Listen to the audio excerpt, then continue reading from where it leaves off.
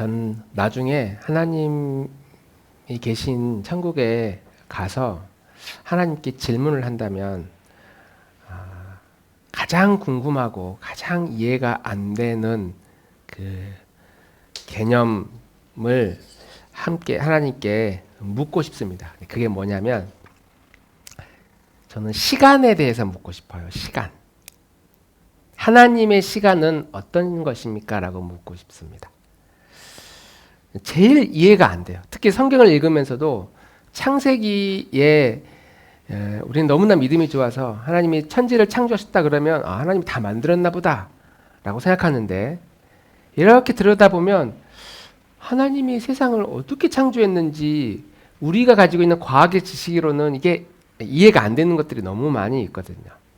저는 꼭 이 하나님의 시간에 대해서, 시간의 개념에 대해서 이렇게 한번 물어보고 싶습니다. 우리가 알고 있는 시간은 뭐냐면, 학교에서 역사 시간 배우잖아요. 세계사 아니면은 국사, 이 역사 안에 존재하는 시간만 우리는 배우고 그것밖에 우리는 알 수 있는 게 없습니다. 과거에 무슨 일이 있었고 지금 무슨 일이 일어나고 있고, 좀 더 예측한다면 앞으로 무슨 일이 있을까를 예측할 뿐, 이 과거, 현재, 미래에서 우리는 벗어나지를 못해요. 그 중에 우리는 무조건 인간은 현재라는 시간에 종속될 수밖에 없는 존재입니다. 가끔 과거가 우리에게 영향을 줄 수는 있어요. 과거의 어떤 사건, 상처들, 아픔들, 안 좋은 기억들, 그것 때문에 내가 오늘 뭘 하려고 하는데 내 행동에, 내 포지션에 제한을 두는 경우가 있어요. 과거가 현재 영향을 주는 경우. 근데 이거는 이제 간접적인 영향이고, 우리가 그렇다고 해서 과거로 돌아갈 수도 없고 우리는 현재밖에 없고, 그 과거는 과거에 있었던 일이지 지금 나에게 직접적으로 어떤 일들을 공격을 할 수는 없기 때문이죠. 그런데 이제 하나님의 시간은 달라요. 하나님의 시간은 현재에 존재하는 분이 아니고, 하나님은 시간을 만드신 분이거든요. 과거, 현재, 미래를 만드신 분. 그래서 우리는 그 시간, 역사라고 하는 시간 안에 존재하지만 하나님은 시간 바깥에 이렇게 나와. 그래서 시간이 흘러간 걸 이렇게 지켜보고 계시는 분. 지금도 하나님은 과거에 갈 수 있고, 현재에 갈 수 있고, 현재에 올 수 있고, 미래에 또 참여할 수 있는 분이 하나님이십니다. 이게 우리는 이렇게밖에 설명할 수 없는데, 하나님은 어떤 시간일까? 그러니까 우리는 이제 흘러가는 시간, 하루에 24시간 안에 종속된 존재인데, 하나님의 24시간과 우리의 24시간은 완전히 달라요. 하나님의 1시간과 우리의 1시간은 완전히 다르고, 그래서 하나님의 1년하고 우리의 1년도 완전히 달라. 그러니까 우리는 일평생 70년, 80년 아주 긴 시간이라고 생각하는데, 하나님의 입장에서의 이 시간은 한 점처럼 느껴질 만큼 하나님이 가지고 있는 시간의 개념은 완전히 다르다. 그래서 사도 베드로가 이렇게 이야기를 합니다. 같이 한번 읽어보겠습니다. 시작. 사랑하는 자들아, 주께서 하루가 천년 같고 천년이 하루 같다는 이 한 가지를 잊지 말라. 하나님은 우리가 느낄 때 하루인데 하나님은 그걸 천년이라고 여기기도 하고, 우리가 느낄 때 천년, 우리 역사의 천년이었는데 하나님은 그 시간을 하루처럼 여기신다는 거죠. 오늘날 신학계, 우리 신학자들 사이에서 또 교인들 사이에서도 가장 강력하게 논쟁이 되고 있는 그 주제 중에 하나가 젊은 지구론이라고 하는 겁니다. 지구가 언제 만들어졌느냐, 지구의 역사 시간이 얼마나 됐느냐. 목사님이 처음 교회 성경을 배웠을 때 지구의 역사를 6,000년이라고 배웠어요. 하나님의 창조와 아브라함 때까지 2,000년, 그리고 아브라함 때부터 예수님 때까지 2,000년, 예수님 때부터 지금까지 2,000년. 성경의 역사를 따라가 보면 그렇게 나와요. 그래서 그런가 보다. 근데 이제 학교에 가서 과학 공부를 하는데, 지구과학 수업을 하는데, 이 1,000년 단위가 아니야. 기본이 억년, 만년. 실제로 과학자들은 우리 지구를 45억 년 전에 만들어졌다고 이야기를 하거든요. 그러니까 이게 교회에서 배운 거하고 너무 틀려. 이게 도대체 뭔가. 나중에 배워보니 이 6천년이라고 하는 그 개념은 기독교의 여러 그 교리 중에 하나였었고 과거에는 지금은 그렇게 가르치는 것을 약간 이단으로 여기진 그건 아니다. 약간 세대주의 종말론이라고 해서 이 지구의 역사를 2000년으로 그냥 쪼갠 거예요. 어떤 시간에 대한 개념을 우리의 시간의 개념을 생각하지 않고 그냥 성경대로만 한 거예요. 근데 거기에는 굉장히 오류가 많이 있다. 문제가 있다. 그거는 아니다. 그렇게 이야기를 한 사람들이 그렇게 지금은 주장하고 있습니다. 6천년은 아니라고 대부분 이제 인정합니다. 그럼 뭐냐? 수십억 년이냐? 아니면 1만 년이냐? 여러 가지 논쟁들이 있습니다. 자, 질문할게요. 질문. 24시간이라고 말하고 365일 그리고 한 달은 30일이라고 하는 이 시간의 개념을 하나님이 언제 만드셨을까요?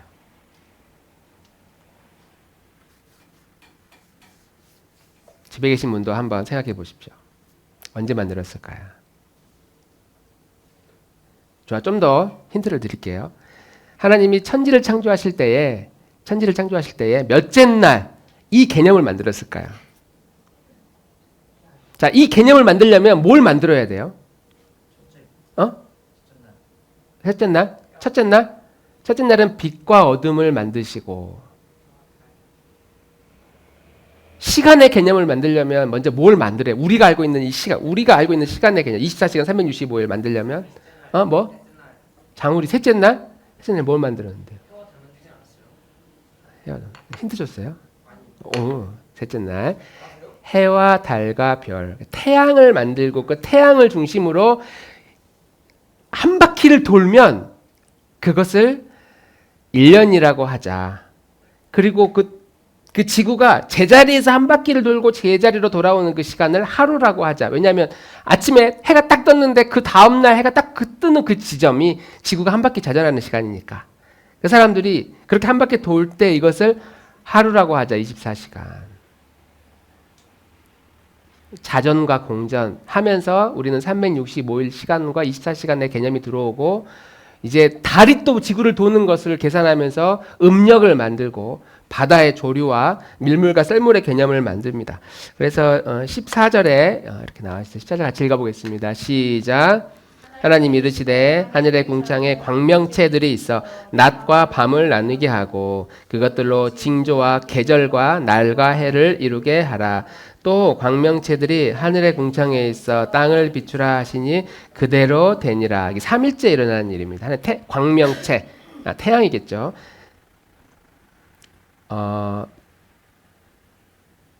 우리 행성을 뭐라고 하죠? 우리 지구가 있는 태양계만 우주에 존재하는 게 아니라 다른 행성들도 있잖아요. 이런 모든 행성 속에서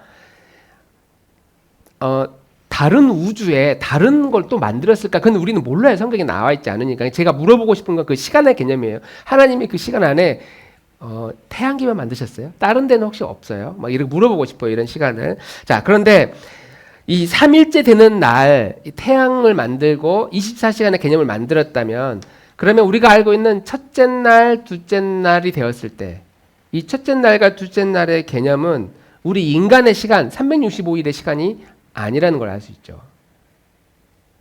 그러니까 우리는 하루 사이에 빛과 어둠을 만들고 또 하룻밤 자고 나서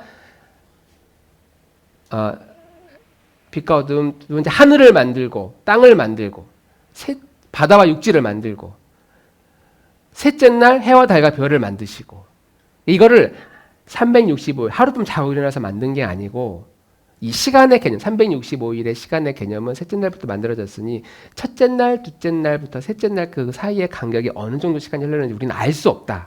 많은 학자들이 이렇게 주장합니다. 이게 우리가 생각할 때 그러면은 창조를 몇십만 년에 걸쳐 창조를 했다고? 하나님이 왜 그렇게 하셨을까? 근데 우리는 몇십만 년이 너무 길게 느껴지지만 하나님은 하루가 1000년 같으신 분이고 그 1000년이 하루 같으신 분이기 때문에 얼마든지 그렇게 할 수 있다. 그래서 우리는 우리가 생각하는 그 시간의 역사와 하나님이 생각하고 있는 시간의 역사가 너무 다르기 때문에 완벽하게 이 창조의 과정을 다 이해하기에는 불가능하다라고 말할 수 있습니다. 그리고 이제 이 창조하고 나서 지구가 어떤 식으로 바뀌어 갔는지에 대한 그 시간들도 우리는 얼마나 흘렀는지 정확하게 판단하기가 어렵다. 나중에 기회가 되면 이 지구과학론에 대해 성경에서 말하는 지구과학론에 대해서 한번 설명할 기회가 있으면 좋겠습니다.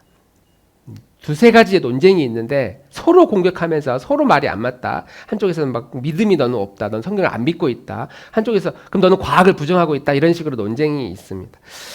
자, 그래서 우리는 완벽하게 창조의 과정을 다 이해하기는 불가능하다라고 말할 수 있습니다. 자, 그렇다면 하나님이 세상을 창조하기 전에 무슨 일이 있었을까를 1장 2절을 보면은 좀 힌트를 알 수 있습니다. 같이 한번 읽어볼게요. 시작.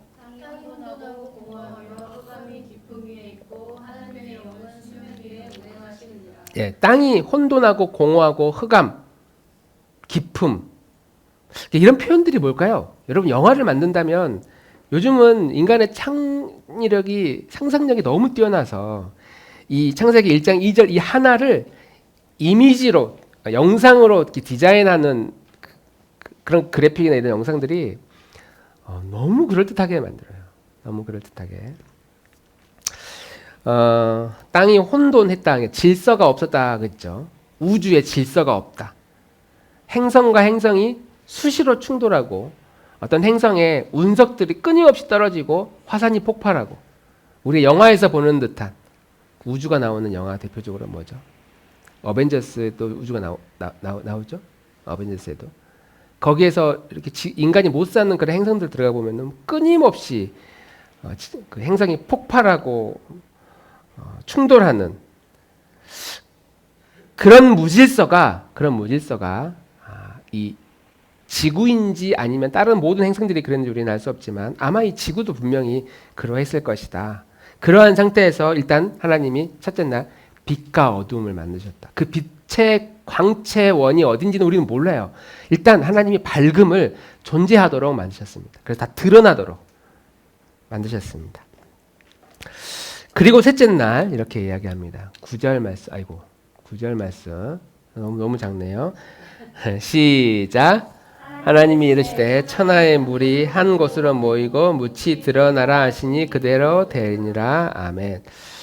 자, 이제 바다와 육지를 이제 만드시고 물이 한쪽으로 모이도록 했어요. 그 말은 뭐냐면 아마 천하의 물이 지구를 다 이렇게 덮고 있었나? 다 이렇게 지구를 아예 덮고 있었나? 사람이 살 수 없을 정도로.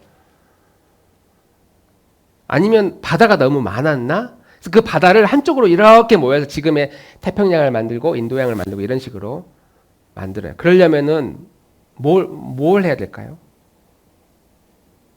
네, 물어보는 제가 좀 이상합니다. 바다에 해저 화산 본 적이 있어요 혹시? 바다 안에도 화산 있는 거 알아? 민수도 본 적이 있어?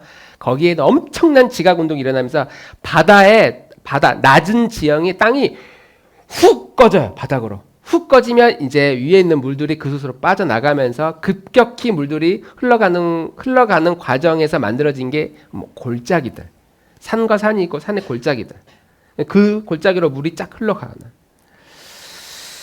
자연스럽게 산이 생깁니다. 그리고 골짜기가 생기고 계속 물이 흘러가는 강이 생기고 바다가 만들어집니다. 그러니까 이런 식으로 지구가 이렇게 이제 제 형태를 우리 인간이 살 수 있는 형태를 만들어졌는데 오늘 읽은 노아의 방주 이 이야기는 이 지구의 형태가 다시 한 번 더 판이 흔들어지는 그런 상황들을 이제 묘사를 하고 있습니다.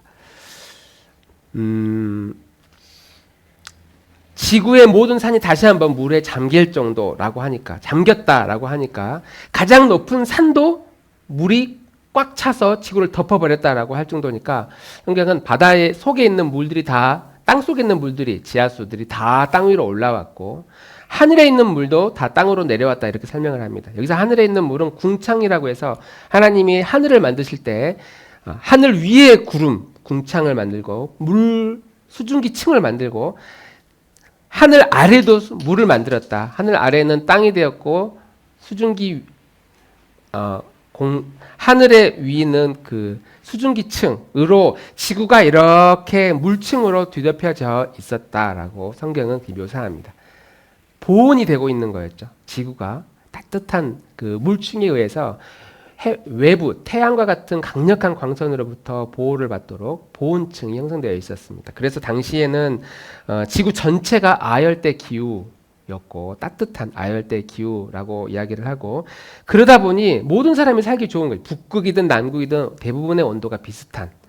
지금은 남극과 북극, 적도 지방이 먼 태양과 지구와 비교했을 때 사실은 뭐 별 차이도 안 나잖아요. 근데 이 차이 때문에 한여름에는 폭염이 일어나고 한겨울에는 영하 몇십 도까지 떨어지는 차이가 나잖아요. 이거를 이렇게 물층이 덮고 있어서 지구가 따뜻했다. 그래서 자연스럽게 인간의 수명도 아주 긴, 기본적으로 800년, 900년, 1000년 정도의 수명을 가지고 있었다고 성경은 그렇게 말하고 있습니다. 이 세상의 어떤 역사 자료 가운데 천지창조, 지구가 어떻게 시작되었는지에 대한 자료는 여러 가지 각 나라마다 전해오는 그 설들이 있지만, 텍스트로 기록되어 있는 그 자료 중에는 성경이 가장 정확하고 가장 실제적으로 묘사하고 있습니다. 지구 전체가 이렇게 따뜻한 지역이다 보니까 지금 또 북극이나 남극 지역에 혹은 히말라야 산 꼭대기에도 조개 모양의 화석들이 발견되고, 북극에도 공룡이나 이런 화석들이 발견되는 건 당시에는 모든 동물들이 모든 곳에 흩어져서 살고 있었다라는 것을 말해주고 있습니다. 자, 그러다가 이제 노아의 방주 심판이 시작됩니다. 그래서 이 하늘 위에 있는 이 물층이 땅으로 다 떨어지고 땅 속에 있는 물이 다 올라오면서 지구가 다 물에 덮이게 됩니다. 자연스럽게 그냥 물이 막 그냥 이렇게 천천히 차올랐겠어요.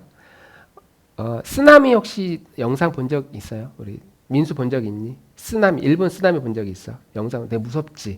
그 무서운 쓰나미의 몇십 배의 쓰나미가 온 지구를 싹 덮었다고 생각하면 돼. 그냥 물이 쫙 차오르는 게 아니라 아주 그냥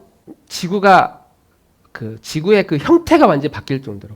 그래서 많은 학자들이 지구의 대륙 이동설, 장우리 들어본 적 있어? 초등학교인데 들어본 적 있어? 대륙이 이렇게 판이 이렇게 갈라져 가지고 지금의 대륙이 만들어지고 아시아가 만들어지고 이런 거 들어본 적 있어? 원래 지구가 이렇게 하나로 묶여져 있었다는 형태도 본 적 있다고? 초등학교 때 배워 그거? 안 배웠구나. 그러니까 지금의 그 대륙들이 과거에는 하나로 이렇게 뭉쳐 있었다라는 지민도 들어본 적이 있지, 과학 시간에. 대륙이 이렇게 붙어 있다가 어떤 융기와 이런 뭐 화산 작용에 의해서 대륙이 이동하면서 지금의 형태로 자리 잡았다. 그러니까 이런 현상들이 노아의 방주 한 번에 있었는지 그 전에도 여러 번에 걸쳐서, 그 시간 우리는 모르는 거니까, 하나님의 그 시간은 우리는 모르는 거니까, 과거에도 이런 그 화산 운동 이런 것들이 있었는지 알 수 없지만 노아의 방주 이후에 이런 지금의 지구의 형틀이 자리 잡았다라고 많은 학자들이 이야기합니다.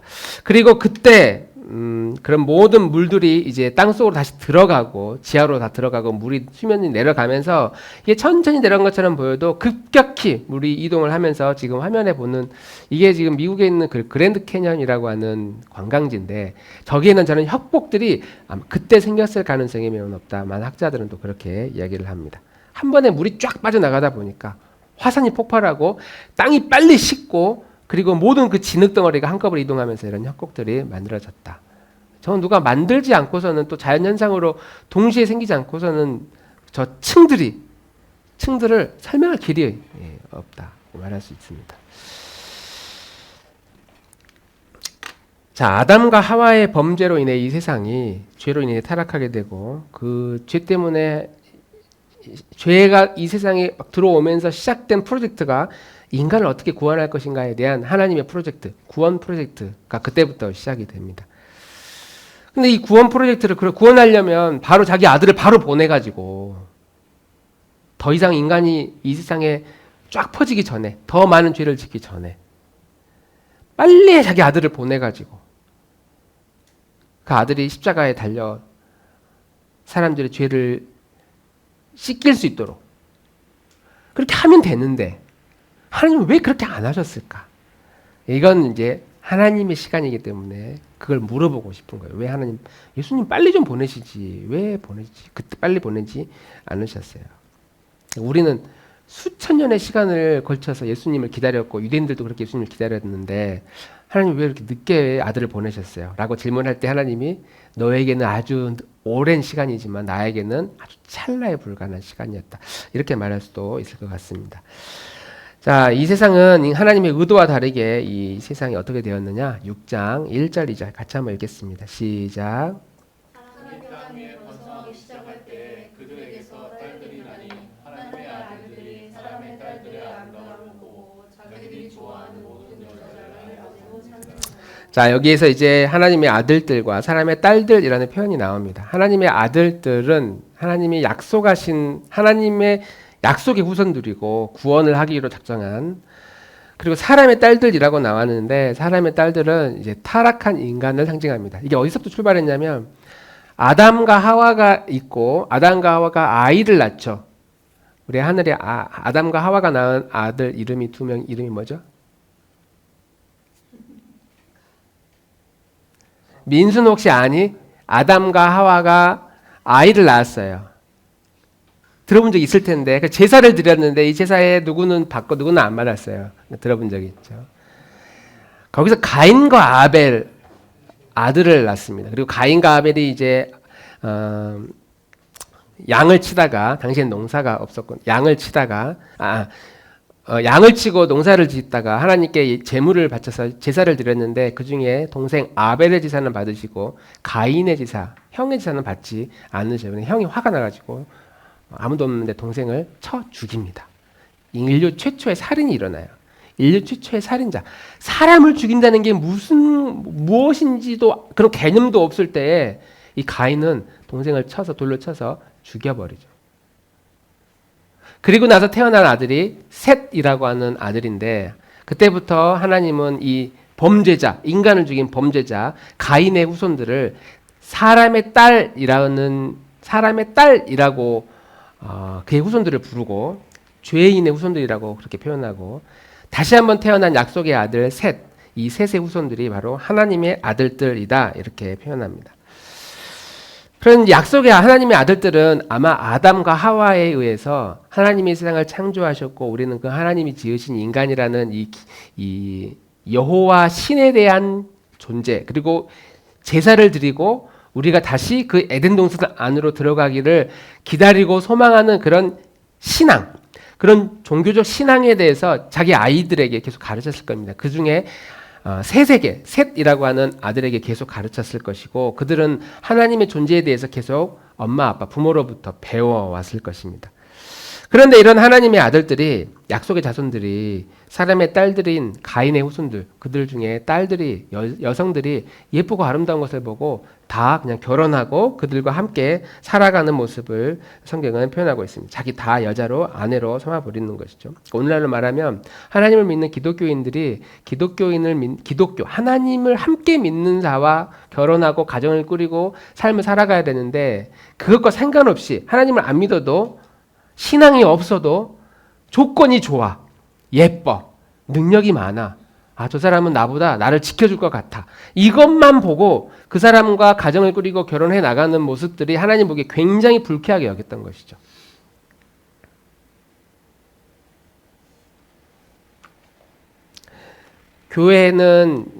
우리 교회는 남성이 많고 여성이 우리 학생들 중에 결혼 유부남녀 빼고 학생들 중에 남학생이 4명에 우리 여학생 1명인데 웬만한 교회에 가보면 청년부, 성인이 돼서 청년부에 가보면은 남학생이 거의 없습니다. 대부분 여학생들이 많아요. 그러니까 성비가 불균형하다 보니 결혼하기 힘들어요 이렇게 말하는 건 어느 정도 이해가 되긴 하지만 그러나 많은 사람들이 그렇게 믿음 좋고 신실한 자매도 신실한 형제도 결정적인 순간에 상대방이 나보다 능력이 많고 좋아, 매력적이야. 그러면 그 사람의 신앙이 있냐 없냐에 상관없이 마음을 주고 그렇게 함께 결혼하고 사는 사람들이 굉장히 많이 있습니다. 다 좋은데 교회를 안 다녀. 그 사람 직업이 변호사야, 의사야, 막 그런데도 교회를 안 다녀. 그럼 우리에게는 그것이 아주 결정적인 기준이 되어야 되는데 그 기준과 상관없이 의사래, 의사. 그 오빠가 의사래. 교회는 안 다니지만 그 여자, 그 자매가, 그 여학생이 검사래, 변호사래. 그럼 그것만으로 오늘날 많은 청년들이 쉽게 타협하는 모습을 볼 수 있습니다. 하나님이 이 세상에 심판하겠다라고 하는 그런 심판은 하나님을 안 믿는 사람들에게, 세상 사람들에게 심판하겠다, 그것만을 말하고 있는 게 아니에요. 하나님의 심판은 교회를 다니고 있는 우리들에게 또 동일하게 적용됩니다. 교회가 할 일을 하지 않으면, 교회를 다닌 예수님을 믿는 하나님의 자녀들이 그 할 일을 하지 않으면, 할 일을 하지 않는 그 성도들을 향해 하나님의 경고, 하나님의 심판이 있다는 것이죠. 하나님의 마지막 심판, 세상을 향하여 있는 것이 아니라 교회를 향하여 그 심판이 계속 진행되고 있는 그런 무서운 경고가 지금도 계속되고 있습니다. 교회가 이제 세상과 많이 닮아가고 있죠.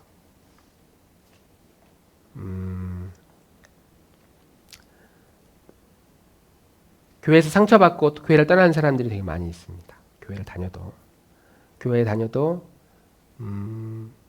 사람들이 많이 모이면 그 안에서도 인정받기 위해서 거짓을, 자신의 욕망을, 자기 자랑을 그렇게 쉽게 드러내는 사람들이 많이 있습니다. 겉으로는 성경을 읽고 예배를 드린다고 하는데 그거는 껍데기인 사람들이 되게 많아요. 그래서 이 사회에서 요즘 TV 언론에 비춰지는 유능한 사람이라고 하는 사람들 중에 교회를 다니는 사람들이 되게 많이 있습니다. 그런 사람들이 다 좋은 이미지로 비춰지는 것이 아니라 악한 이미지로 비춰지고 있어요.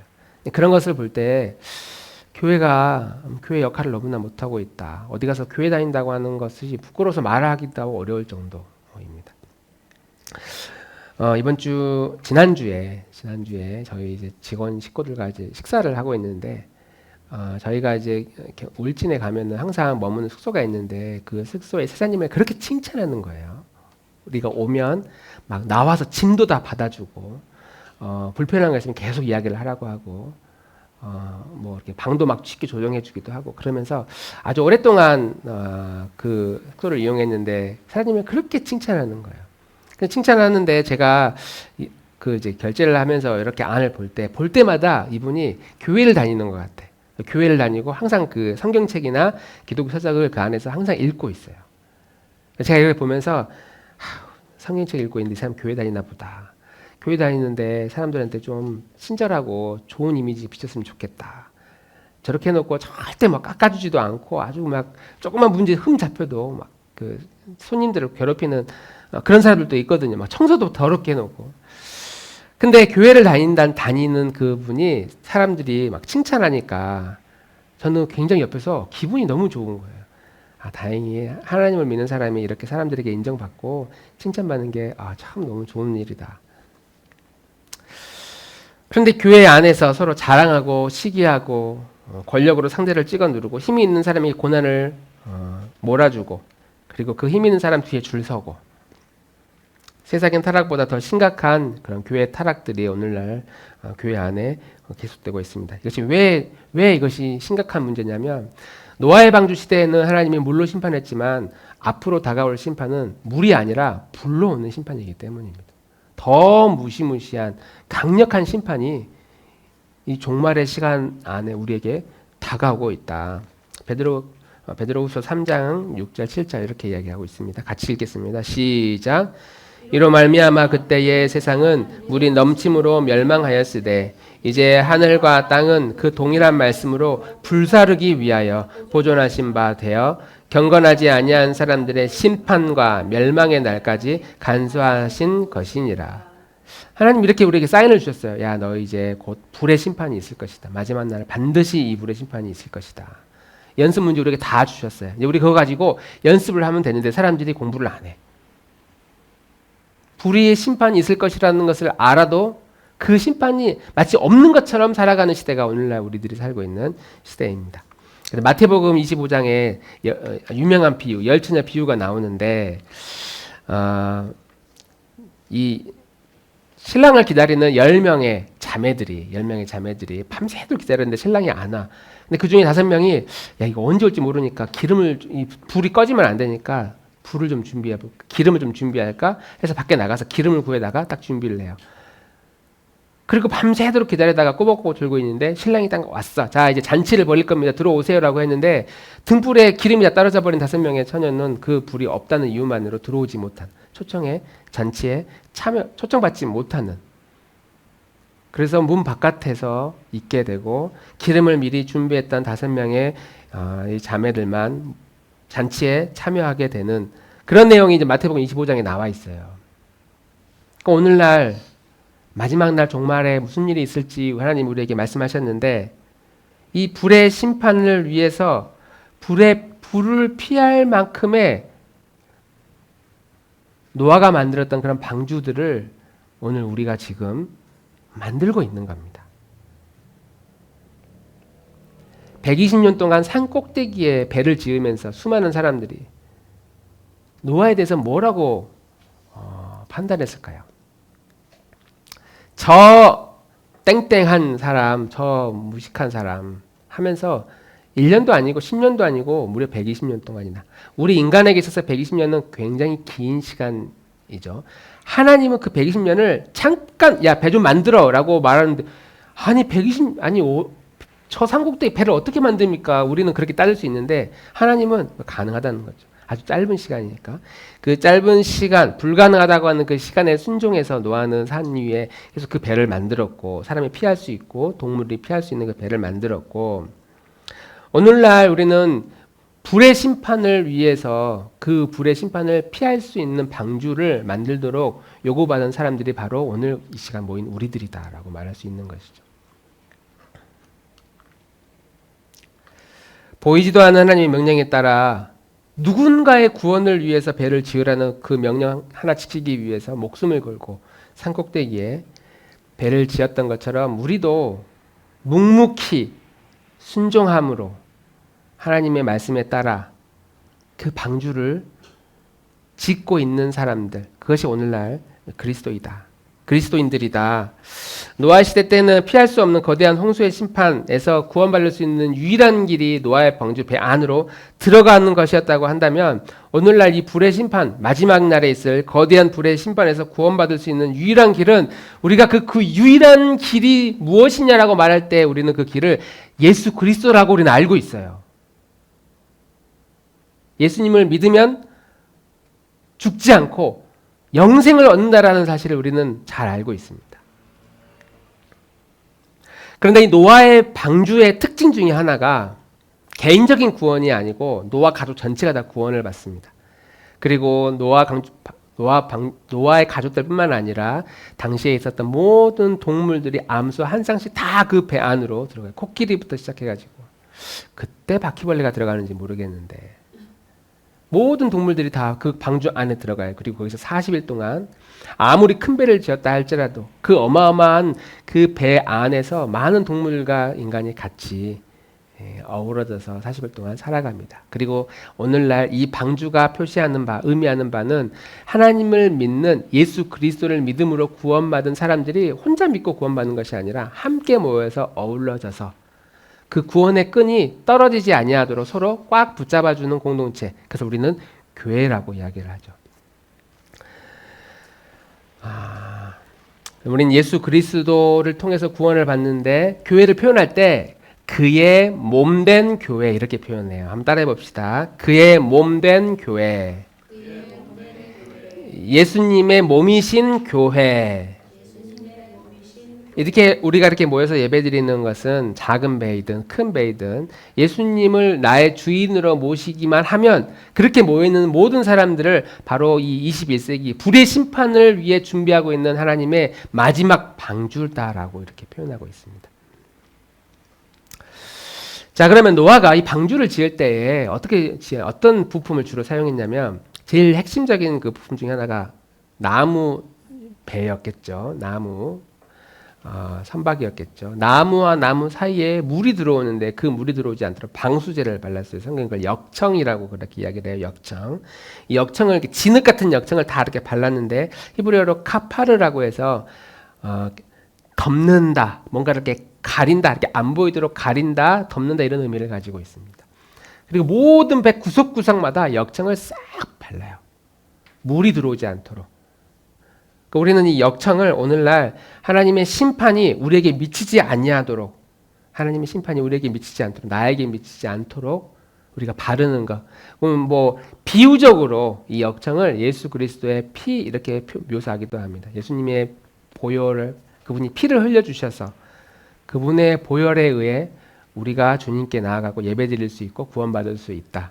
그래서 노아의 방주에 역청을 계속 발랐던 것처럼 우리는 우리의 일상 가운데 계속해서 예수 그리스도의 보혈, 주님의 피를 내 영혼에 계속 바르는 이런 은유적인 행위들을 계속 해야 된다는 거예요. 잘라가지고 피를 묻힌다는 의미가 아니라 은유적으로 주님이 나를 위해 흘려주신 그 보혈, 그 보혈이 내 마음에 계속 기억되도록, 그래서 내가 어떤 존재인지를 잊어버리지 않도록, 내가 어떻게 풍성한 삶을 누리도록 부름받은 존재인지 그 기쁨을 빼앗기지 아니하도록 계속 나를 주장하는 거예요. 내 스스로에게. 하나님께서 나의 죄를 가려주고 나의 허물을 덮어주고 내가 실수해도 다시 그분의 보혈 때문에 나를 인정해주고 영혼의 역청을 계속 내 삶에 바르는 거죠. 상처가 있어요. 상처도 하나님이 보혈로 발라주시고 덮어주시고. 그래서 오늘날 우리가 나만의 방주를 짓는다. 오늘날 시대에 나의 방주를 짓는다라고 하는 것은 크게 세 가지의 의미를 가지고 있습니다. 첫 번째는 불의 심판을 피하게 하는 오늘날의 방주는 노아가 혼자가 숨어 들어가는 것이 아니라 노아의 가족과 노아의 모든 동물들을 태웠던 것처럼 오늘날의 방주는 혼자 있는 것이 아니라 함께 어우러지는 것이다. 교회라는 이름으로 부름받아서 같이 예배하고 이렇게 설교하는 이 말씀을 우리 같이 듣고, 그래서 이 말씀에 받은 이 기억을 같이 공유하고 같이 나누고,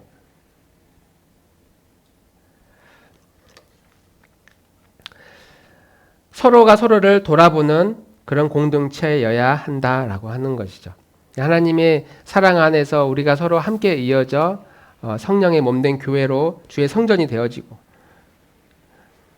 그런 방주를 짓는 것이 오늘날 우리들에게 주어진 사명이다라고 말할 수 있습니다. 오늘날 많은 사람들이 교회를 다니지 않는 사람들 중에 믿음이 있다고 말하는 사람들이 있거든요. 컴퓨터 앞에 앉아서 주일이면 컴퓨터 앞에 앉아서 오늘은 온라인으로 어느 교회 설교를 듣고 다음 주는 어떤 교회 설교를 듣고 이 교회 저 교회 설교를 들으면서 그렇게 말씀의 위안을 받고 위로를 받고 나도 교회를 다니고 나도 예수님의 자녀다라고 스스로 생각하는, 근데 성경에서 말하는 그런 공동체도 없이 혼자 예배드리는 그런 마음 아픈 가슴 아픈 사람들이 오늘날 너무나 많이 있습니다. 두 번째, 하나님의 명령이 들려질 때에 그 말씀에 순종하는 것이 방주를 짓는 행위와 같다라고 말할 수 있습니다. 하나님이 노아에게 명해서 배를 지어라 라고 했을 때 즉시 순종했어요. 그대로 했어요. 노아가 그대로 했습니다. 우리가 만약에 주일날 하나님의 말씀이 우리의 마음에 심겨져서 들려져서 저렇게 살아야 되겠구나 라고 말씀이 딱 심겨졌는데, 그 말씀, 수많은 말씀 중에 내가 딱 한 가지만, 일주일에 딱 한 가지만 그 말씀에 순종하는 마음으로 우리의 삶에 실천해낸다면, 내가 내 친구들에게, 내 주변 사람들에게 그리스도의 향기를 어떤 식으로 드러내볼까? 내가 내 영혼을 위해서 말씀의 양식을 어떻게 묵상할까? 이것을 우리가 일주일에 딱 한 번만, 한 가지만 순종한다 할지라도 우리는 이 어두운 세상에서 거대한 하나님의 방주를 짓고 있는, 거대한 방주를 다 짓겠어요? 그 방주 저 구석에서 못질 하나 하고 있는 우리의 모습을 발견하게 된다는 것이죠. 마지막으로 우리가 나만의 방주를 짓는다라고 하는 것은 내가 예수 그리스도 은혜 안으로 날마다 들어가는 것을 의미합니다. 그분의 은혜 안으로 날마다 들어가는 것. 그래서 그분이 나에게 하시는 그 말씀이 내 마음에 계속 기억되도록. 반대로 이야기하면 내 안에 나를 주장하는 것들이 굉장히 많이 있어요. 일주일에 돌아보면 내가 주로 시간을 많이 보내는 것, 나에게 시간이 1시간 남았을 때 내가 그 시간에 나는 뭘 하고 있나, 아무도 없는 시간에 내가 뭘 하고 있나, 그게 내 모습이거든요. 근데 바로 그러한 시간에 내가 그리스도 안으로 들어가는 이런 모습들, 주님의 은혜의 자리로 들어가는 것, 그분의 은혜 안에 거하고 있음을 날마다 자연스레 되는 것이 아니라 주장하는 거예요. 주장하는 거. 내 마음에 하나님의 입술에 하나님의 찬양이 끊어지지 아니하도록 주님의 말씀이 계속 기억되도록 그 은혜가 빼앗기지 않도록 내가 하나님의 자녀라고 하는 그 사실을 계속 주장하고 그것을 계속 기억하는 것, 이것이 내가 예수 그리스도의 은혜 안으로 들어가는 것이고 그것이 바로 나만의 방주를 짓고 있는 행위다라고 말할 수 있어요. 오늘 집에 가가지고 엄마가 없을 때, 아빠가 없을 때 나 혼자 있어요. 그때 내가 뭐 하고 있는지를 스스로 자세히 한번 살펴보세요. 주로 무슨 시간을 많이 하면서 보냈는지, 나에게 시간이 주어졌을 때, 기회가 주어졌을 때 내가 그때 무엇을 하고 있는지 돌아보시고, 생각보다 우리는 하나님의 방주와 상관없이 나만의 방주다, 나의 안식처, 나를 위로하고 나를 즐겁게 하는 것에 우리는 빠져있는 모습을 볼 수 있습니다. 인간의 시간으로 보면 우리 10대들은 아주 기회가 아직 굉장히 많을 것처럼 느껴지죠. 아직 20대, 30대, 40대, 50대, 60대 아직도 멀었으니까. 20대가 되면 이제 뭔가를 해야 되겠는데 이런 생각이 듭니다. 30대가 되면, 우리 30대 없는데 30대가 되면 이제 결혼도 해야 되고 뭐 직장도 이제 자리 잡아야 되고, 근데 그게 안 되면 조금 불안하고, 40대가 되면 인생 절반 벌써 지났는데 큰일 났다. 그러다가 50대가 되면 이제 인생을 이렇게 마무리하게 되는구나. 나에게 있어서 이제 젊음의 시간은 돌아오지 않는구나. 이런 생각이 듭니다. 그런 생각이 부쩍 많이 들어요, 저는. 50이 되니까. 젊음의 시간이 이제 점점 멀어지고 있구나. 60이 되면 이제 몸이 더 아파올 것이고 인생의 마무리를 해야 될 시기라고 생각할 것입니다. 근데 우리가 생각하는 이 시간의 개념은 바로 이래요. 우리 10대들은 아직 시간이 많이 있으니까 에휴, 내일 하지, 모레 하지, 다음에 하지, 계속 미루는 습관들이 우리에게 있거든요. 근데 하나님의 시간으로 보면은 하루가 1000년 같고 1000년이 하루 같은 이 시간에 의해서 보면, 내일 우리가 이 세상을 떠난다 할지라도, 나에게 기회가 하루밖에 없다 할지라도 우리가 그 하루를 주님의 은혜 안에서 거한다면은 하나님이 마치 1000년 동안 하나님을 예배하고 살아온 것처럼 우리를 기쁘게 받아주실 수 있다.